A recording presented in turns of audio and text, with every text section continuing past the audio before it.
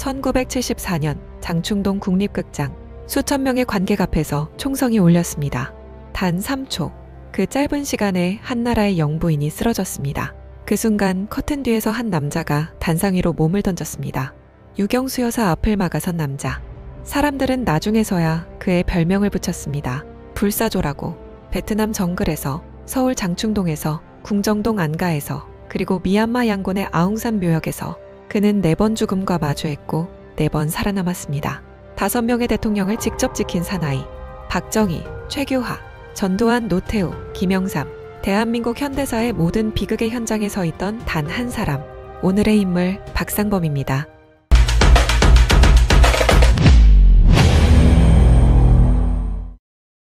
(1943년) 충청북도 옥천 농촌의 작은 마을에서 한 사내아이가 태어났습니다.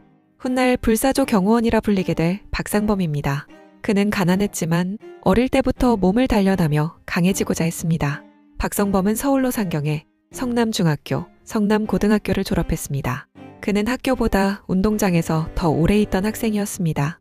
유도, 검도, 복싱, 합기도, 강도 높은 체력 단련과 무인적 기계로 유명했습니다. 하지만 그는 단순한 싸움꾼이 아니었습니다. 밤에는 책상 앞에 앉아 법전을 펼쳤고 꿈은 판사였습니다. 공부와 운동, 두세 개를 모두 잡은 청년. 그때까지만 해도 그는 자신이 총성의 한가운데에 서게 될 줄 몰랐습니다. 1964년 고려대학교 법과대학 졸업. 그는 법조인의 길을 버리고 해병대 장교로 자원 입대합니다. 남자답게 한번 가보자. 그는 베트남전 참전 지원서를 냈습니다. 어머니에게는 아무 말도 하지 않았습니다. 외동아들이 전장으로 가는 걸 알면 분명 말릴 테니까요. 정글 속 동굴 수색 작전 중 박격포가 떨어졌습니다. 폭발음 대신 딱 하는 금속성 소리. 불발탄이었습니다. 첫 번째 죽음의 문턱을 넘어선 순간이었습니다. 그날 밤 그는 속으로 이렇게 되뇌었다고 합니다. 내가 살아있다는 건 아직 할 일이 남았다는 뜻이겠지. 1969년 해병대 대위로 제대한 그에게 뜻밖의 연락이 옵니다. 청와대 경호실에서 박상범 씨를 찾습니다. 그의 군 시절 상관이었던 박종규 경호실장이 직접 보낸 말이었습니다. 박종규는 해병대 시절 박상범의 무술 실력을 잊지 않고 있었습니다. 해병대 장교 출신의 격투, 사격, 제압훈련이 몸에 밴 사람. 그는 경호실 공채 일기시험에서 1등으로 합격합니다. 그렇게 박상범은 청와대의 문을 처음으로 열었습니다. 하루하루가 실전 같은 훈련이었습니다. 총기 조작, 사격, 제압술, 위기 대응. 그 누구보다 빠르고 침착하고 정확했습니다. 그는 시야에 잘 들어오지 않는 자리에서 움직였습니다. 사진에는 남지 않지만 현장에는 늘 있었습니다. 그리고 그의 존재를 가장 눈여겨본 사람이 있었습니다. 바로 박정희 대통령이었습니다. 박정희 대통령은 늘 그를 박군이라 불렀습니다. 박군, 자네는 참 듬직하네. 그는 대통령의 가장 가까운 곳에서 움직였습니다. 대통령의 회의실, 만찬장, 심지어 집무실 문 앞에서도 그림자처럼 섰습니다. 한 번은 청와대에서 통일교 계열 무술단이 시범을 보였습니다. 대통령은 그들의 실력을 칭찬했죠. 그 순간 경호실장 차지철의 자존심이 상했습니다. 그럼 우리 경호관이랑 붙여보시죠. 그 상대가 바로 박상범이었습니다. 한쪽이 완전히 쓰러질 때까지 싸우는 진짜 대련. 그러나 대통령 앞에서 피를 볼 수는 없다는 만류로 10번 시범만으로 끝났습니다. 박정희는 흐뭇하게 웃으며 말했습니다. 박군, 자네가 우리 경호실의 자존심이야. 그날 이후 박상범은 대통령 곁을 단 한순간도 떠나지 않았습니다. 1974년 8월 15일 서울 장충동 국립극장 제29회 광복절 경축식. 1000명이 넘는 인사들이 객석을 메웠습니다. 오전 10시 23분 연설 도중 탕 하는 총성이 울렸습니다. 박상범은 커튼 뒤에서 대기 중이었습니다. 본능이 몸을 움직였습니다. 그는 커튼을 가르며 연단으로 뛰어올랐습니다. 제1교포 문세광이 총을 들고 무대를 향해 돌진했습니다. 그 순간 박정희 대통령이 몸을 숙이며 물었습니다. 박군, 우리 내자는 괜찮나? 그 말에 고개를 돌렸을 때 이미 유경수 여사는 머리에 총탄을 맞고 쓰러져 있었습니다. 세상은 단 3초 만에 멈춰섰습니다. 피범벅이 된 객석, 울부짖는 소리. 대통령은 표정을 정리한 채 무대 뒤로 향했습니다. 그리고 그 곁을 박상범이 묵묵히 따랐습니다. 그날 이후 그는 평생 자신을 용서하지 못했습니다. 그 순간 손이 조금만 빨랐다면 지금도 그 생각이 납니다. 죄책감은 그를 밤마다 괴롭혔습니다. 그는 그만둘 생각까지 했다고 회고했습니다. 하지만 그가 떠나는 자리는 허락되지 않았습니다. 그는 궁정동 사건 한 해 전인 1978년 3월 박 대통령과 나눴던 개인적 대화가 지금도 잊혀지지 않는다고 했습니다. 경상북도 순시를 하고 구미 관광호텔에 하루 묵은 다음 날이었습니다. 여느 날처럼 새벽 6시에 일어나 산책을 나가셨는데 그날은 박군만 따라오라 하셔서 저만 따라 나갔습니다. 말없이 한참 걷다가 벤치에 앉았는데 같이 앉으라 하시고는 집은 샀느냐, 가족들은 건강하냐 물으셨죠. 그러더니 갑자기 진지한 표정으로 내가 18년 됐지? 지금 정리를 하고 있는데 20년 되는 해에 전격 하야하고 떠나야겠다. 어때? 그러는 게 좋겠지? 하고 물으시는 거예요. 속으로 너무 놀랐습니다. 1979년 10월 26일 금요일 저녁 서울 궁정동 안가에는 만찬이 준비돼 있었습니다. 대통령과 차지철 경호실장, 김재규 중앙정보부장, 김계원 비서실장, 그리고 그들을 지키는 대통령 경호팀이 있었습니다. 평소처럼 웃음소리가 오갔고 저녁은 평온했습니다. 하지만 그 평온은 오래가지 않았습니다.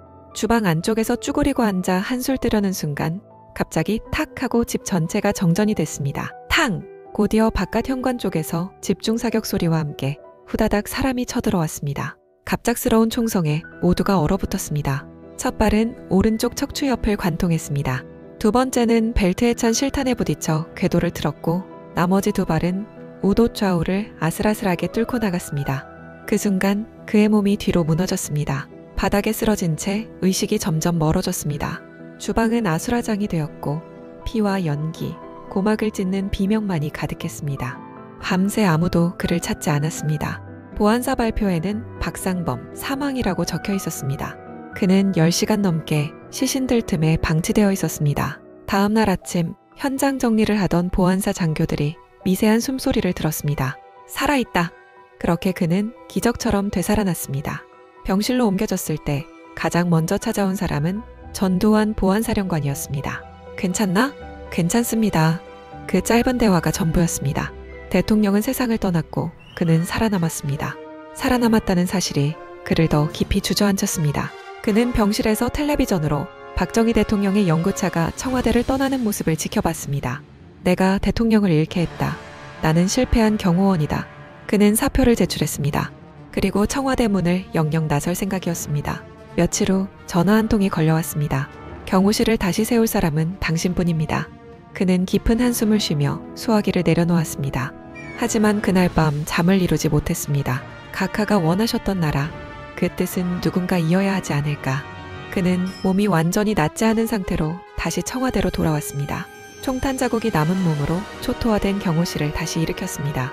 그는 그때를 이렇게 회고했습니다. 죽은 동료들의 이름으로 다시 시작했습니다. 경호는 권력의 장식이 아니라 사람의 목숨을 지키는 일입니다. 1983년 10월 9일 미얀마. 아침 공기는 뜨겁고 공기는 낯설었습니다. 전두환 대통령의 순방길, 그를 수행하는 경호팀의 긴장감은 극에 달했습니다. 미얀마 현지에서는 북한 공작원들의 활동이 포착됐다는 보고가 이미 있었지만 전두환 대통령이 직접 계획대로 간다고 일정을 강행했습니다. 오전 10시 19분 대통령 차량 행렬이 영빈관을 출발했습니다. 그리고 바로 그날 운명의 4분이 시작됐습니다. 박상범은 훗날 회고록에서 미얀마 외무장관의 차량이 도중에 고장나는 바람에 대통령의 출발이 4분 늦어졌고 그 4분이 생사를 갈랐다고 회상했습니다. 아웅산 묘역에 먼저 도착한 수행원들이 의전 행사를 준비하던 순간 탕! 쾅! 지옥이 펼쳐졌습니다. 폭발음이 공기를 찢고 검은 연기가 묘역을 덮었습니다. 전두환 대통령의 차량은 묘역에 도착하기 불과 수백 미터 전이었습니다. 그 4분 차이로 그는 또다시 살아남았습니다. 한국 측 17명이 순직했고 전체 사망자는 21명, 부상자는 46명에 달했습니다. 박상범은 현장으로 뛰어들어 부상자들을 직접 들쳐냈습니다. 귀국 후 그는 며칠간 말을 잃었습니다. 비행기 안에 자리가 다 비어 있었습니다. 그 자리를 볼 때마다 가슴이 먹먹했습니다. 그날의 참담함은 평생 잊지 못합니다. 그 사건 이후 그는 경호의 방식을 바꿨습니다. 경호는 힘이 아니라 보이지 않는 보호라는 걸 그때 알았습니다. 그것이 그의 네 번째 기적이었습니다. 1988년 6공화국의 시대가 열렸습니다. 일을 그만두는 것도 마음대로 되지 않았습니다. 전두환 대통령 임기 말에도 사표를 냈는데 전두환 대통령이 박상범을 따로 불러 남아서 노태우 대통령을 좀 도와줘라 했습니다. 그 결과 박상범은 여전히 청와대 안에서 근접 경호를 맡고 있었습니다. 하지만 시대는 바뀌고 세상은 그의 신념을 낡은 것으로 바라보기 시작했습니다. 그럼에도 그는 묵묵히 한 발자국 뒤에서 대통령을 지켰습니다. 그는 말했습니다. 흔히 무술을 잘해야 한다고 생각하지만 육감이 중요합니다. 경호원은 대통령과 가해자 사이 2m 안쪽에 있어야 막을 수 있다는 이야기입니다. 그것이 그의 철칙이었습니다. 그 철칙 하나로 수십 년을 버텨온 사나이. 하지만 세상은 그에게 또 다른 시험을 던졌습니다. 1993년 김영삼 정부가 출범했습니다. 박상범은 문민정부 출범과 함께 민간인 출신으로는 처음으로 경호실장에 발탁됐습니다. 사람들은 놀랐습니다. 군인 출신도 아닌데 경호실장이라니. 그러나 그 임명은 그의 경력과 원칙에 대한 국가의 신뢰였습니다. 경호는 사람을 지키는 게 아니라 나라를 지키는 일입니다. 그는 취임 첫날부터 청와대 경호 시스템을 완전히 다시 짰습니다. 권력은 변해도 경호는 변하지 않는다. 하지만 곧 갈등이 찾아왔습니다. 김영삼 대통령 차남 현철 씨의 전횡에 대해 직언을 하는 바람에 결국 1년 10개월 만에 경질되어 경호실장 자리에서 물러났습니다.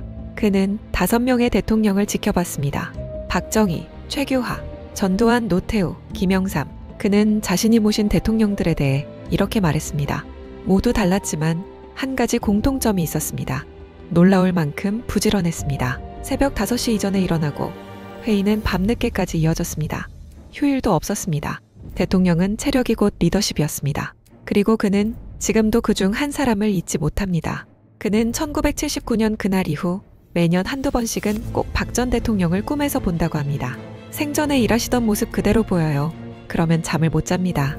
가슴이 무너지기도 하고 우울해지고 허무해지고 1998년 보훈처 장관을 끝으로 모든 공직에서 물러난 그는 공직 생활 마치고 여기저기서 고문으로 와라. 차를 대주고 한 달에 얼마를 주겠다 유혹이 많았는데 내가 도울 일이 없다며 다 거절했다고 합니다. 그는 권력을 거절한 대신 자신의 원칙을 지켰습니다. 그는 이렇게 말했습니다. 청와대 경호실은 대통령 개인의 경호실이 아닙니다. 국가의 상징을 지키는 조직입니다. 정치 바람에 흔들리면 그 순간 나라의 방패가 무너집니다. 그가 떠난 이후에도 경호실의 교육교재에는 그의 문장이 남아 있습니다. 경호는 사명이다. 그리고 사명에는 변명이 없다. 2000년대 이후 그는 공개적인 자리에 거의 모습을 드러내지 않았습니다. 간혹 인터뷰 요청에 응했을 뿐 공식적인 발언이나 행사는 없었습니다. 기자들이 찾아와 물었습니다. 그때 그날의 진실을 말씀해 주시죠. 하지만 그는 짧게 대답했습니다. 각하와 여사를 지키지 못한 죄인이 무슨 할 말이 있겠습니까? 경호로 알게 된 건 말하지 않는 게 규칙이다. 그게 직업의 윤리입니다. 베트남의 불발탄, 장충동의 총성, 궁정동의 총탄, 아웅산의 폭발.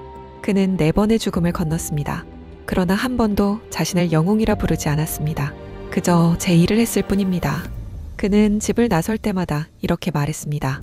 다녀오겠습니다가 아니라 갑니다. 죽음을 각오한 말이었습니다. 그리고 82세가 된 지금 그는 여전히 조용한 일상을 살고 있습니다.